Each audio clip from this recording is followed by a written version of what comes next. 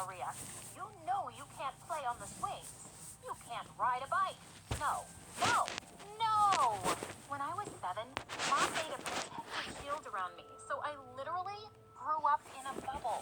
Life was not easy living like that. I never had friends. I never went to birthday parties, movies, the sea, or shopping. My whole world was those 4 walls inside my house. I was even educated at home. Mom played at being my classmate. Is there anything more creepy than that? Maria, do you want us to go to recess together? Mom, you're not a girl. You're my mother. I want to go to school. Please, I beg you. Oh, Maria, how funny you are. Let's play in the yard. The one that arrives last loses. I hate my life. The years went by. Mom decided to change the bubble models, and I got them air-conditioned. My life was boring, very boring, and Mom was becoming crazier and crazier. One day when I was 9, Mom left the front door open. I tried to get through it, but my bubble got caught in the middle of the door frame, and I was trapped there for 3 hours. All my neighbors saw me and made fun of me, but something that I had never seen in real life approached. A little puppy. I managed to get my hand out of the bubble and touched it. The puppy drooled at me, and it was the grossest and most exciting thing so far. No TV for a whole week. But when I was 12, something unbelievable just happened. Maria, come here. I want to introduce you. Meet Mario, your new friend. We said hello, and Mom gave us a list of things that are forbidden and another list of things that are allowed. But Mom only let us play chess and put together puzzles and watch documentaries of wild animals? Take it or leave. It's okay, Mrs. Lopez. We will be fine. And I was looking at him like an alien. The only person I had ever seen up close was Mom, and she wasn't very pretty. Mario had dark skin and green eyes, and when he spoke, he moved his hands exaggeratedly. He almost spoke with his hands. Mario hadn't seen many people either. Maybe yes, but definitely not one like me. Mario became my best friend. With my mom looking at us all the time, we invented a secret language through chess. Maria, I have to talk with you. Tell me, Mario, I'm in love with you. And I'm in love with you. Are we a couple? We are. Mario and I became inseparable. We communicate telepathically. One day, Mom had a very bad cold. She sneezed, coughed constantly, but thanks to the cough syrup, she fell asleep. Yep, it was my time to get closer to Mario. Psst, Mario, come here. Are you sure? Yes. And this is how I got my first kiss. What do you two think you're doing? Mario Pinto Fresias, get out of here right now. Do you want to spread a plague to my daughter? No, Mom, please. Mrs. Lopez, please, don't hurt me. And so I was locked behind Mom's bars again, and I never saw Mario again. My heart was broken, but Mom didn't care. I became a very quiet teenager. I read the books that Mom bought me. With not many options, I made up a parallel world within mine. When I looked at an illustration in a book, I managed to get inside it with my mind. I was in the jungle. I stroked elephants. I fought with lions. Another day, I flew to the moon. I was an astronaut, and I nailed a flag on Mars. One not-so-fun day, I got into a scary story, and I quickly fled from there. Another 2 years passed, and no one came to rescue me.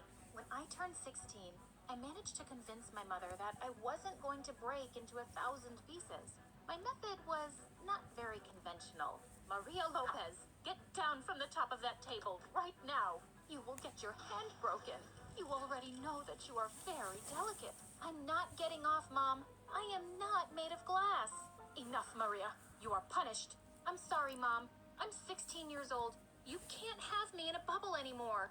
Well, no bubble, but you will take these pills. What pills are those? No questions. You take them. It sounded better than the suffocating bubble, so I agreed to take those remedies. But strangely, I started to feel weak, practically unable to get out of bed. Those days passed me like a nightmare. I was totally scared. I didn't know what would happen to me, and my mom was getting crazier every day. I turned 17 and decided not to take my pills anymore. When Mom brought them, I was lucid enough to start pushing them aside in my mouth. When Mom left, I spit them out and hid them in a jar. I was better without the pills, but I didn't want to hold on anymore. One night, I decided to flee. At the train station, I made a list of all the dreams that I had been waiting to fulfill and that I had only imagined. Travel, parachute, go to a water park, learn to swim, and swim in open water, run a karting race, try an exotic food, make friends, take revenge on Mom, fall in love, write a book. All these dreams looked impossible as I had nothing but myself and my bag. To travel, I needed money. I started singing on a corner, and with the money I raised, I was able to get away from there. I danced in the rain, I made friends, I could feel what it feels like to be alive. At last, the jail was over. One day I climbed a cliff, and when I was there, so high up, feeling that I could breathe freely, I thought of Mom and all that she made me miss by not leaving her house. I told myself I was never gonna let anyone lock me up again. And of course, I fell in love. Jose, the guitarist, had olive skin and the most beautiful honey-colored eyes. We spent a month together and he was a great traveling companion.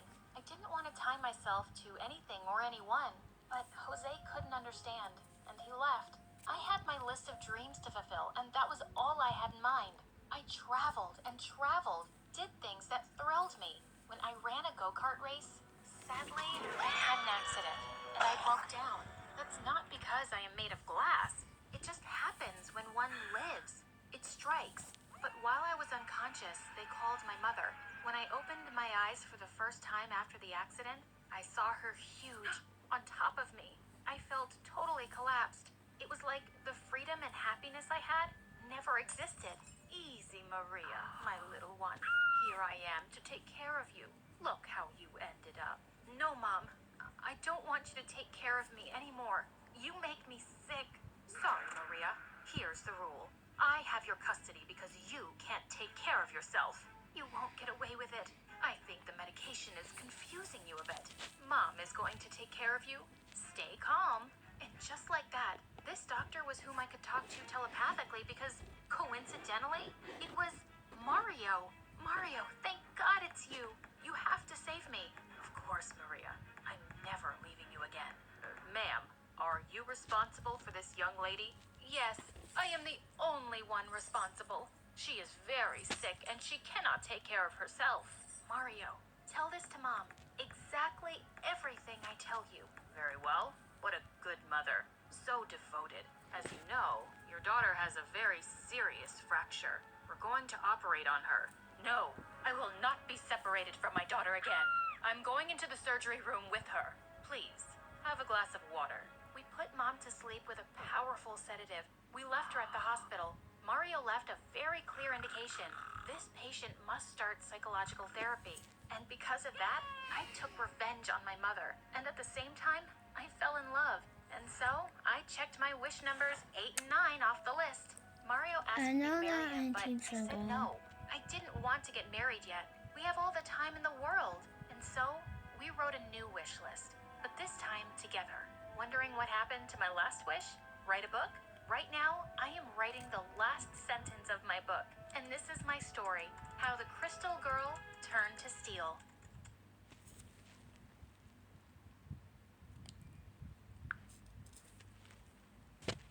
Finish that this video.